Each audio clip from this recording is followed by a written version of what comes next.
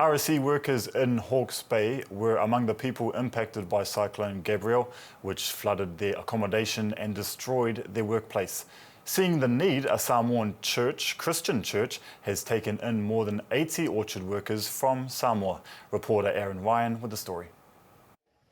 A Christian congregational church in Flaxmere were amongst the first responders to provide a safe haven for RSE workers from Samoa after the cyclone. And I'll call out our church members to come and help out to tidy the hall and make sure that everything is set.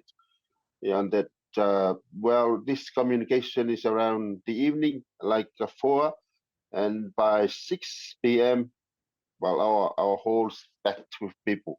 Nearly 50 at the time of that first night.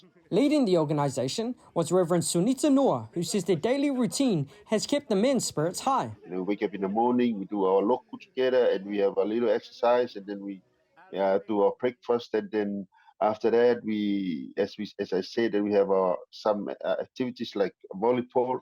There's a pool table inside the hall. There's a ping pong table inside there, and then and then the lunch. Most of the times, they're on their phones, calling their family and talking to the people in the island, The Reverend believes both the Samoan and New Zealand government now need to create an evacuation plan for RSE workers in case of another disaster. In terms of facilities, especially in times like this, they have to come together and revisit the program and see if there's any thing that they needed, especially at this time, so that in the future, when things happen, they know what to do and they know what's the next step in terms of keeping our people and our RSE workers from the island safe. The theological Bible graduate says he has been tired these last 7 days, but the reward of serving his people has kept them going. And also to provide everything that they need, not only physically, but